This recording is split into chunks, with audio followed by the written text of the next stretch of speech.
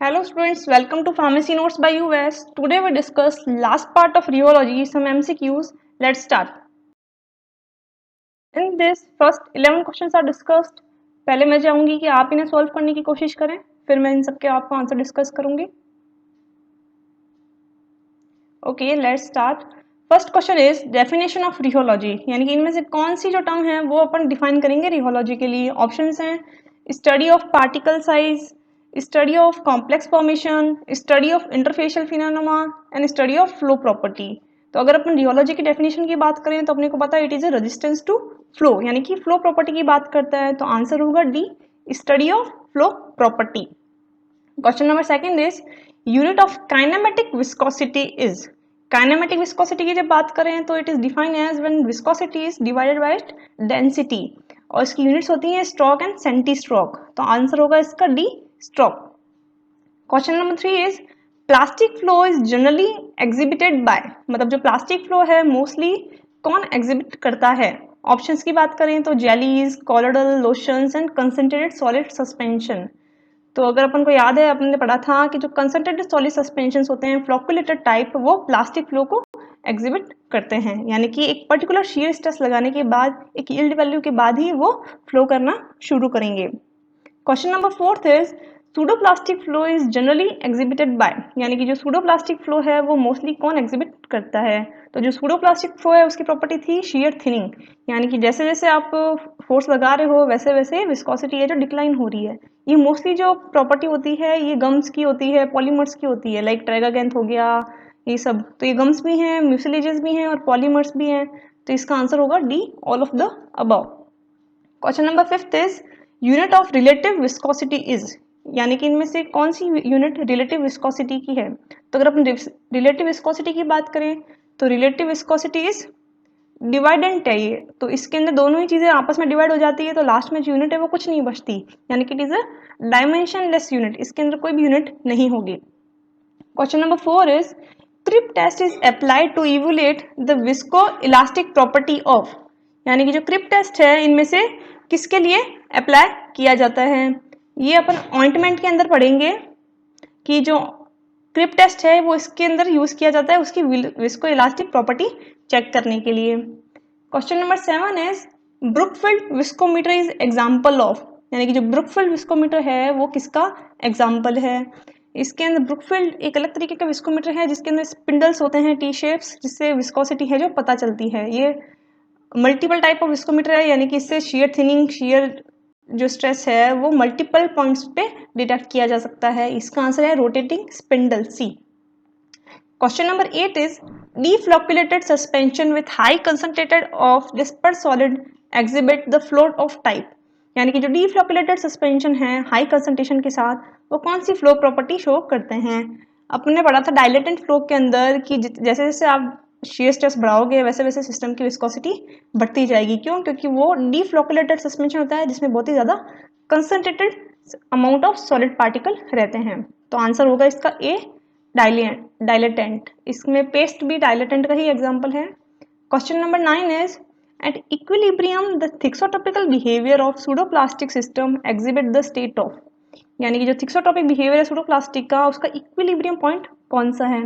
थिक्सोटॉपिकल properties की बात करें तो थिक्सोटॉपिकल वो सब्सटेंस है, वो मटेरियल होते हैं जो रखे हुए हैं तब जेल अवस्था में है, जब उनको शेक किया तो सॉल्यूशन में कन्वर्ट हो गए और रखने पे वापस जेल स्टेट में कन्वर्ट हो जाते हैं. तो जो सेंटर पॉइंट है वो उनका इक्विलिब्रियम क्या हुआ, सॉल्यूशन. तो आंसर होगा इसका बी, सॉल्यूशन.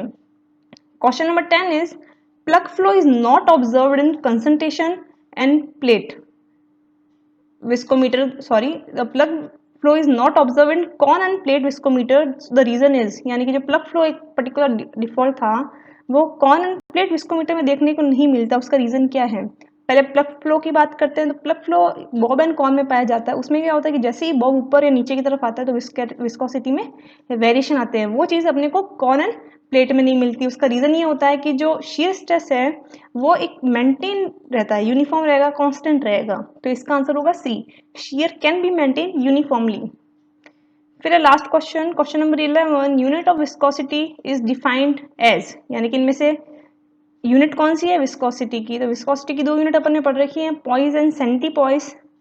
आंसर होगा इसका सी, पॉइस. आई होप आपके भी सारे आंसर सही होंगे. Let's check. Flow property, stock, concentrated solid suspension, all of the above, dimensionless unit, ointment, rotating spindle, dilatant, solution, can be maintained uniformly or constant, poise. Next questions are question number 12.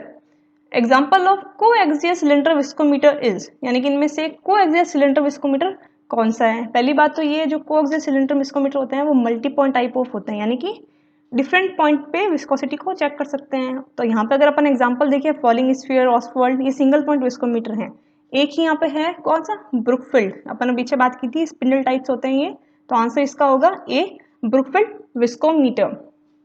Question number 13 की बात करें, absolute viscosity of castor oil eight 20 degree centigrade is, यानी कि इनमें से कौन सी viscosity castor oil की है. तो अपन ने कुछ विस्कोसिटीज पढ़ी थी अलग अलग सिस्टम की, जैसे 1 सेंटीपोइस अपने वाटर की पढ़ी थी, 400 सेंटीपोइस अपने ग्लिसरीन की पढ़ी थी, 1000 सेंटीपोइस अपन ने पढ़ा था कैस्टर ऑयल का. यहाँ पूछा जा रहा है कैस्टर ऑयल की विस्कोसिटी कितनी है, तो आंसर इसका होगा 1000 centipoise. Question number 14 is, question number 14 थोड़ा सा ट्रिकी है.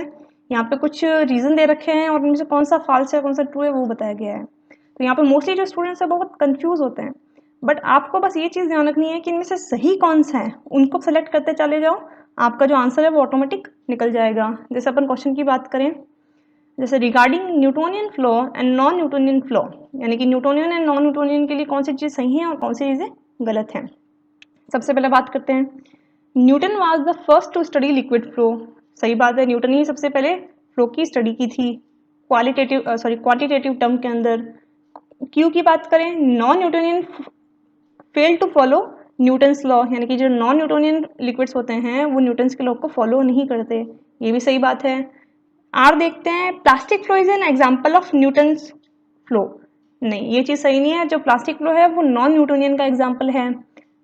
S is dilatant also not share thickening system. सही बात है, डायलेटेंट में जितना ज़्यादा अपन शेयर स्ट्रेस लगाएंगे विस्कोसिटी उतनी ही ज़्यादा होती है, इसलिए अपन इसको शेयर थिकनिंग सिस्टम भी बोलते हैं. यानी कि पी, आर और एस सही है और आर है जो फॉल्स है.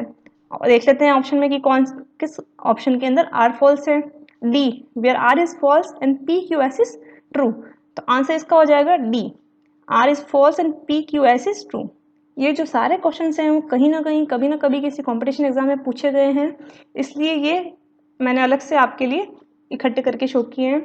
Question number 15 is, question number 15 भी जस्ट 14 के जैसा ही है.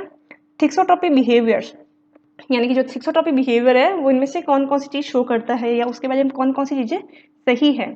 P is faster recovery. नहीं, थिक्सोट्रॉपिक मटेरियल तो स्लो रिकवरी के लिए जाने जाते हैं, यानी कि अगर आपने एक बार फोर्स लगाया तो नॉर्मल स्टेट में आने के लिए उन्हें थोड़ा समय लगता है, तो P is wrong.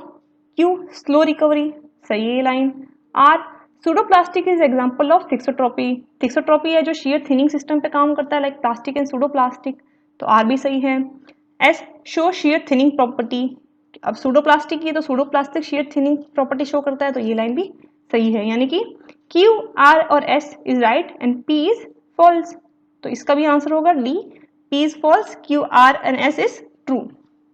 Question number 16 is, Reynolds number is inversely proportional to.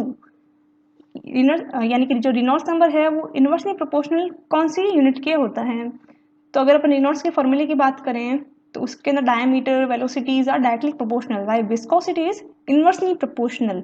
तो आंसर होगा इसका डी, विस्कोसिटी ऑफ फ्लूइड. यानी कि जो रेनॉल्ड्स नंबर है वो विस्कोसिटी के इनवर्सली प्रोपोर्शनल होता है, यानी कि जितना ज़्यादा रेनॉल्ड्स नंबर होगा उतनी ही कम उसकी विस्कोसिटी होगी. Question number 17 is, flow of fluid is flowing in parallel straight line, this is known as. ये क्वेश्चन दूसरे आपके टॉपिक से रिलेटेड है बट स्टिल फ्लो है इसलिए यहाँ पे ऐड किया गया है. तो क्वेश्चन ये है कि स्ट्रेट लाइन पे अगर फ्लो है तो अपन उसे क्या कहेंगे, तो इसका आंसर रहता है स्ट्रीम लाइन फ्लो. किसी कंपटीशन एग्जाम में आ रखा था इसलिए मैंने यहाँ से लिया है इसको. आंसर है इसका C, streamline flow. Question number 18 is, fanning equation is useful to calculate the dash loss whether flow is viscous or turbulent. यानी कि इनमें से कौन सी चीज़ का फैनिंग इक्वेशंस यूज करता है, कैलकुलेट करने में हेल्प करता है विस्कोसिटी. इसका आंसर है C, friction. Question number 19 is, time dependent dilatant behaviour is known as, यानी कि जो डायलेंट बिहेवियर है, डायलेंसी है, अगर वो टाइम डिपेंडेंट हो जाती है तो अपन उसे क्या कहेंगे? डायलेंसी यानी कि शेयर थिकनिंग, थिक्सोटॉपिक थिनिंग है, रियोमेलिसिस दूसरी टर्म है, प्लास्टिक अगेन शेयर थिनिंग है। कौन बचा? बी, रिहोपेक्सी, यानी कि अगर टाइम डिपेंडेंट डायलेंटेंट है तो उसे अपन रिहोपेक्सी भी कहते हैं। Question number 20 is which instrument is use for the determination of shear rate, shear stress, यानी कि कौन सी इंस्ट्रूमेंट है जो कि shear रेट, shear स्ट्रेस को नापने में काम आता है, यानी एक तरीके से लगाने वाले प्रेशर और सिस्टम के मूव करने वाली गति को देख रहा है।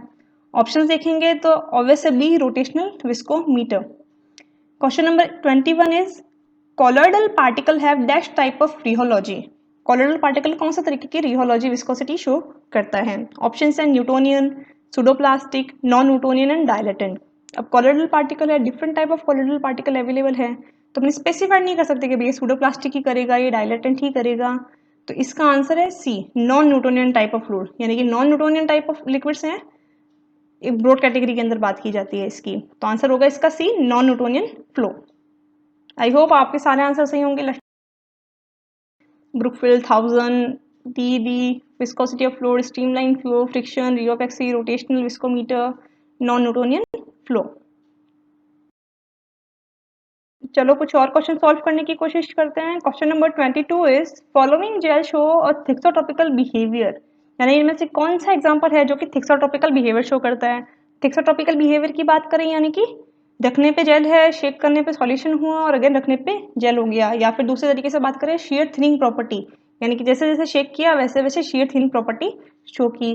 तो इससे अगर अपन देखें तो स्टार्च, पैक्टिन, सिलिका ये सब वो प्रॉपर्टी शो नहीं करते। बेंटोनाइट इज अ गम जो shear thinning type of property show करता है, यानी कि एक बार आपको पर्टिकुलर फोर्स मिलेगा, फिर जैसे जैसे आप फोर्स बढ़ाओगे विस्कोसिटी कम होती चली जाएगी, तो आंसर होगा इसका ए, बेंटोनाइट।